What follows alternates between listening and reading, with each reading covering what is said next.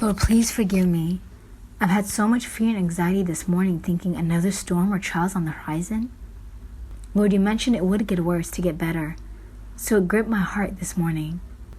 And as an aside, guys, I was in worship. And after the first bout of the trial, as I mentioned, got a second rhema about this third to be trial in the fire. And another trial came. And then a week later, as I was in worship today, he played a song where the lyrics said, "A storm is coming, a storm is coming."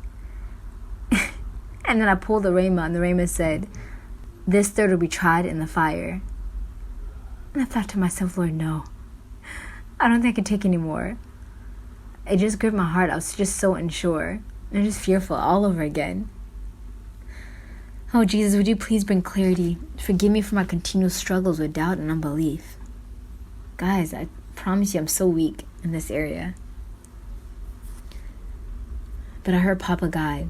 He began, "Be confident, beloved, be confident in me, and stand your ground. My words to you have not been deceptive or a lying spirit.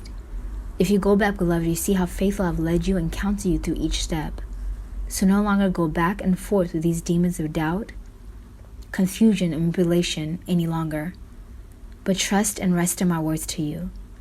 I am more concerned with your heart, and through all of this, I'm increasing more of my love through you. When I wound you with my love, I also increase a greater measure of love in you.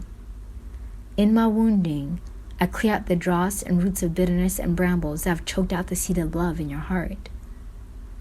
It was getting choked, beloved, and I so desperately wanted you to be free to love.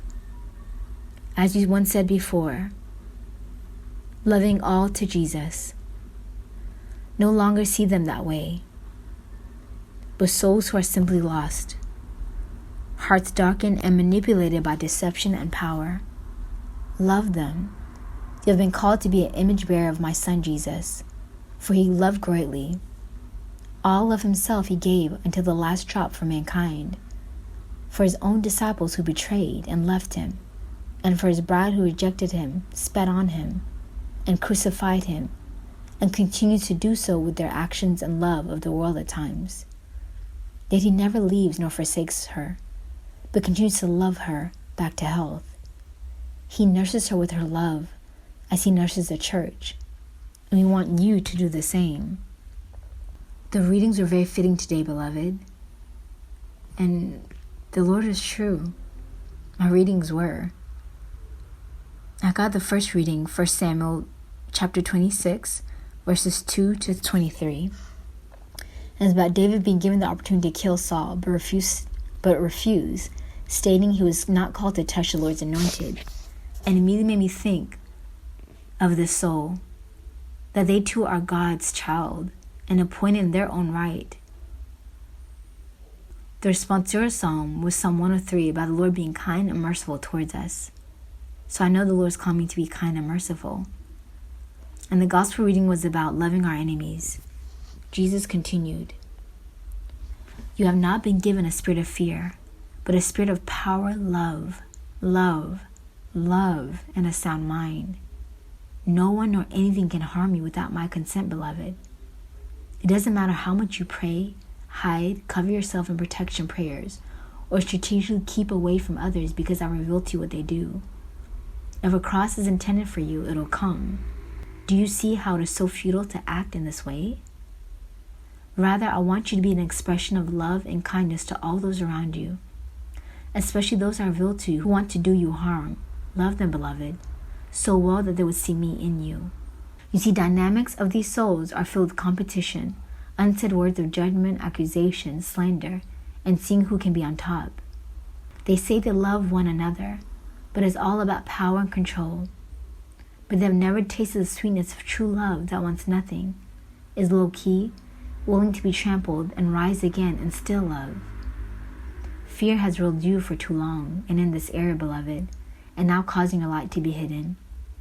We want you to shine, my beloved daughter. Shine with Christ's love, mercy, kindness, and forgiveness." Wow, Lord. Thank you. Please give me the grace. Well, I've been so nervous, Papa, because you've been prompting me to pray with every rhema, every song. Yes, beloved, Be on guard now more than ever, for the prayer is more so for this situation. I've heard the desires of your heart, that although you are ashamed, you wouldn't even want that for the soul, and that shows your true nature and heart of your spouse. So I'm asking you to show mercy and forgive, beloved, for all that has been said and caused others to judge you. Pray for the hearts of those towards the soul when all comes to light, beloved. This soul will need great mercy, and that will come from you through your prayers, beloved, and your actions.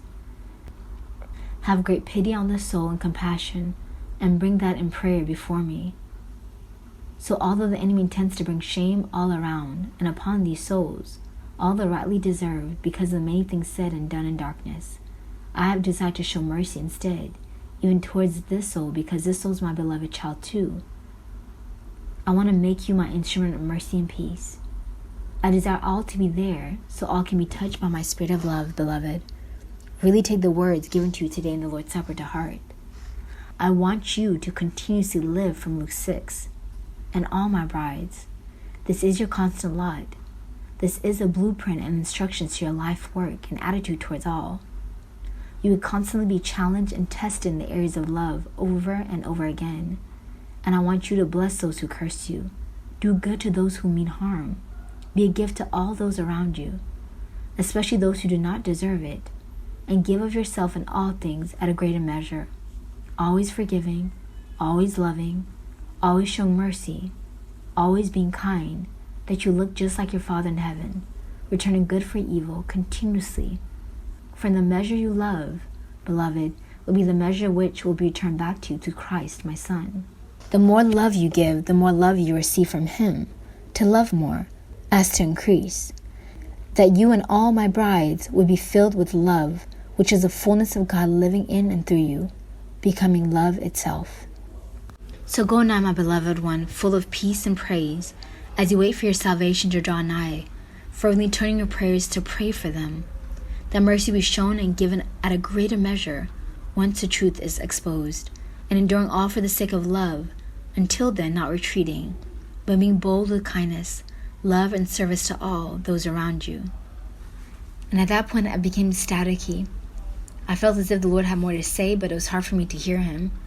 So I felt He wanted me to pray the binding prayer, so I did. And I heard Papa God say, "Beloved, begin now to always say the binding prayer first thing in the morning. You are in a sea full of alligators, beloved, wanting to cause trouble and dissuade your discernment and cause a wall between us and our communication.